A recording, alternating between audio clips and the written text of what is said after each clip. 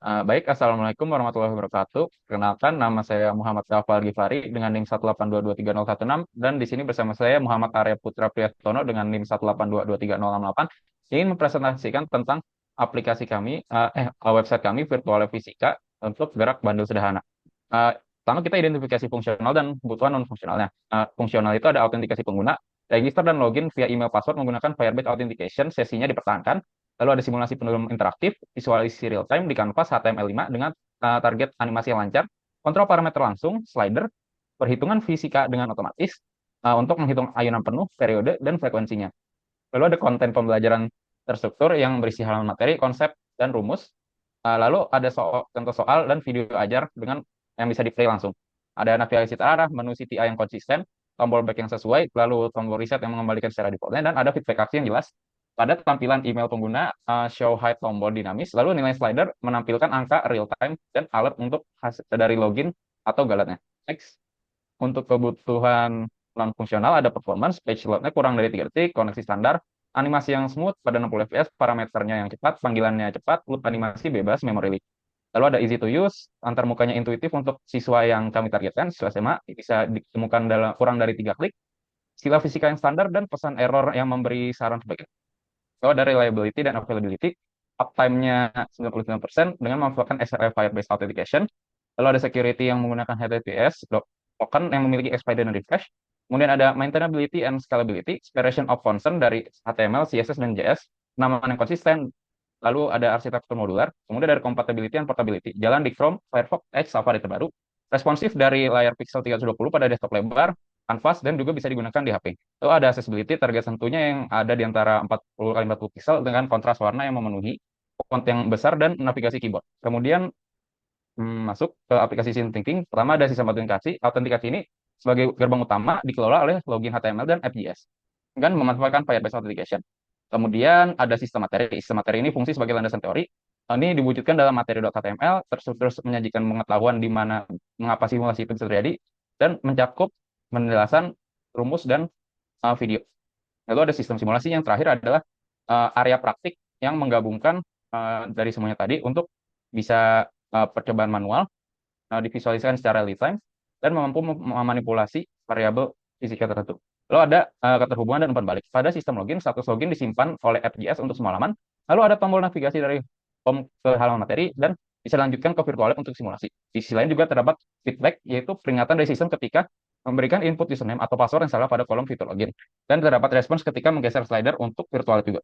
Next, lalu di sini ada application of design thinking and user centered design. Dalam empathize kita understanding user needs-nya, targetnya demikian siswa SMA yang ingin mempelajar. Lalu ada user persona yang kami petakan. Persona satu itu adalah Siti yang ingin memahami rumus teoritis tapi sulit aplikasinya, dan kedua ada Udi. Berikut problem statement kami adalah siswa SMA yang membutuhkan cara untuk visualisasi dan interaksi konsep pendulum sederhana untuk memahami relationship antara parameter fisika tanpa ketergantungan lab fisikal, maksudnya lab real time, real. Lalu pada ideasi ada brainstorming result kita yang dapat implementasi itu static diagram dan anotasi, interaktif active quiz. Yang kita pilih adalah web-based interaction simulation karena paling mudah. Lalu kriterianya adalah visibility-nya, user accessibility, interactivity, dan visual richness, serta cost effective. Lalu fitur yang diprioritaskan adalah simulasinya, pemahaman materi, dan autentikasi untuk login. Fitur enhancement yang dapat diaplikasikan ada save and share simulasi result, social features, deep learning path, dan AI problem case generation. Next. Lalu pada prototype pertama kita memisahkan halaman untuk identifikasi kode yang diperlukan dalam pembuatan website, lalu implementasi dengan percobaan awal dan iterasi pertama, membuat halaman siap halaman terdahulu. Kami habis itu melakukan perundingan pilihan warna dan tempat-tempat icon dan elemen. Setelah itu improvisasi UI UX serta melakukan iterasi untuk menambahkan virtual lab yang dapat menyimulasikan variasi panjang kali, masa beban, dan sudut awal percobaan. Terakhir, sebagai finalisasinya, kami menambahkan tombol navigasi antar halaman supaya mempermudah akses antar halaman. Pada user center design-nya, ini adalah prinsip yang diaplikasikan, yaitu user involvement throughout development, data-driven design decision, iterative process, whole user experience focus, multidisciplinary skill, dan inclusive design. Berikutnya, ada UI UX design. Pada halaman indeks ini, atau home, kita menciptakan yang kesan yang fokus, jadi di tengah saja, bisa memilih antara login, materi, dan virtual lab. Usability heuristiknya match between system and real world, consistency and standard, and aesthetic dan minimalistic design. Kemudian pada halaman login, tujuannya adalah menyediakan antarmuka yang bersih dan bebas distraksi agar bisa fokus pada fungsionalnya itu masuk atau daftar. Di sini rasionalisasinya adalah biru agar tidak terganggu dan terpusat di tengah agar fokus. Usability heuristiknya error prevention yang memberikan ketika terjadi error, recognition ada dan recall tampilannya mirip dengan standar tadi di home. Lalu ada minimalistic design. Next, kemudian ada halaman materi. Tujuannya adalah menyampaikan konten edukatif terstruktur, mudah dibaca dan menarik. Usability heuristiknya ada tadi konsistensi standar, recognition ada dan recall, visibility of system status itu di situ dapat ada playernya bisa dilihat, bisa di slide, ada volume button dan yang lain-lainnya tampilkan dalam embed. Kemudian next, terakhir ada halaman simulasi virtual lab, yaitu menyajikan konten edukatif secara terstruktur, mudah dibaca dan menarik.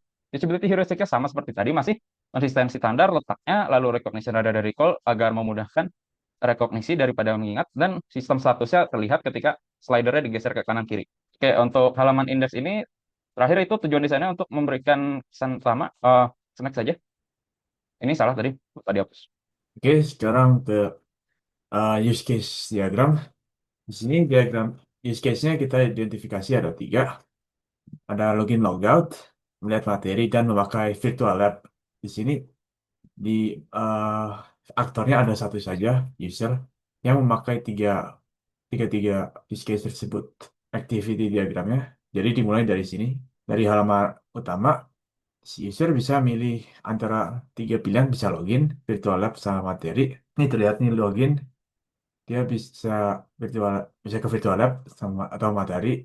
Di materi juga bisa ke login atau ke virtual lab, dan di virtual lab bisa ke materi atau login.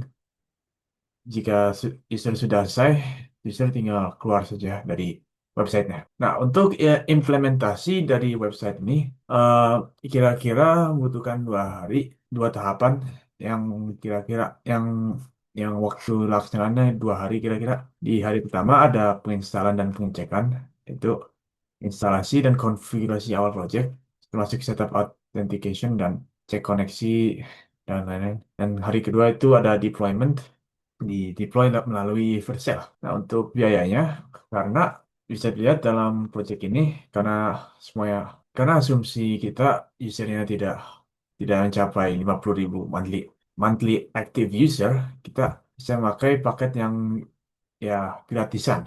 Jadi biaya per bulanannya Rp0. Implementasi ya, proses dan teknologi. Di front end kita pakai HTML, JavaScript, dan CSS. Ini di sisi HTML kita ada 4 halaman utama, halaman yaitu index HTML, login HTML, dan materi HTML, dan virtual lab.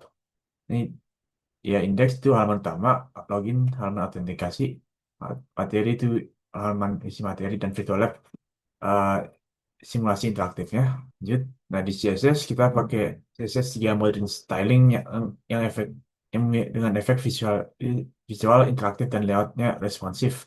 Overlay backgroundnya kita pakai warna semi transparan RGBA. Kita pakai hover halus dan menggunakan transition dan transform translate Y. Kita juga pakai gradient linear dan box shadow untuk tampilan modern dan depth visualnya. Untuk layoutnya kita pakai flexbox dan border untuk alignment dan spacing, dan border radius untuk kesan yang modern gitu.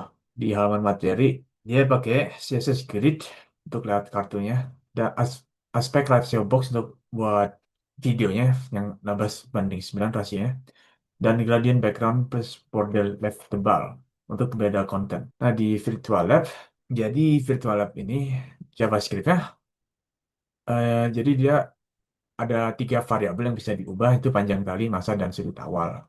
Jadi itu pertama diinisialisasi parameternya. Jadi menetapkan koordinat gantung, parameter default gitu. Kayak gravitasi 0,981 meter per second kuadrat, dampingnya ini gaya sek udara gitu.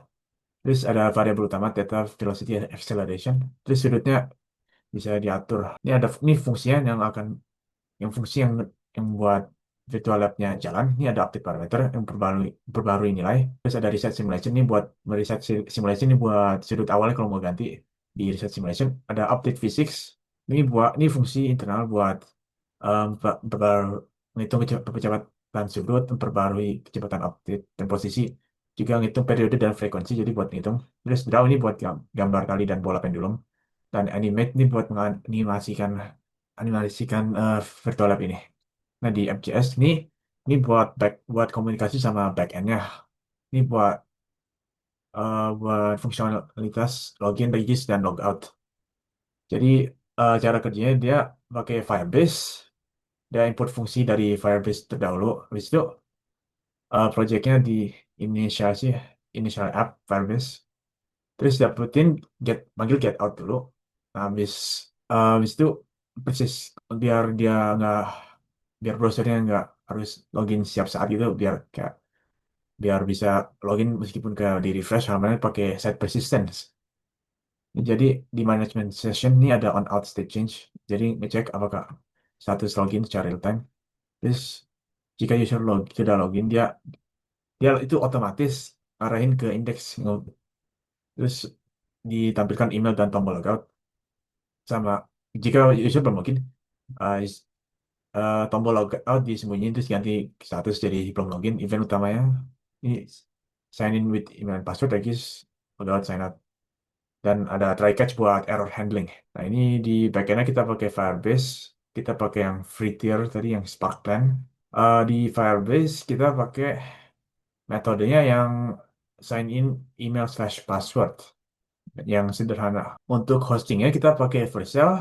Alasannya Vercel itu karena dia bisa integrasi langsung sama GitHub, dia ini memudahkan kita untuk mendeploy projectnya, tidak usah jadi bisa langsung dari GitHub ya. Ini pakai paket yang hobby yang gratis karena kita webnya itu yang static, jadi tidak jadi kalau lihat tadi yang pricing tadi yang static itu unlimited itu masih gratis di Vercel. Nah, ini API-nya ada tiga. Ini API yang paling atas nih buat em, oh ini buat daftar sign up nih, sign up. Terus dia metodenya post, dia daftar akun baru. Jadi dikirim email dan password. Habis itu di responnya ada ID token, local ID dan device token. Terus yang ini bawa ini sign in with password. Jadi buat login, requestnya juga sama email password. Terus juga ID token, local ID dan device token. Nah, ini yang ketiga ini ada validasi token. Ini lookup. Ini jadi ini ngirim token. Nah, habis itu ngirim user yang masih login pakai token itu. Ini buat ngecek apakah user masih login gitu. Buat yang persistence tadi. Nah, sekarang kita ke hasilnya. Nah, ini user masih belum login. Kita coba login dulu deh. Sebelum itu kita coba registrasi deh. Kita pakai contoh gmail.com. Passwordnya 123456. Register dan kita login. Kita coba logout. Kita coba login lagi. Contoh gmail.com. Passwordnya coba 321 321. Login. Nah, salah. Coba kita register. Nah, emailnya sudah bisa. Coba ini kita login 91234566. Login dan bisa login. Sekarang kita lihat materi. Ini fisika SMA, periode, frekuensi dan bandul. Dan frekuensi bandul. Video bisa dilihat.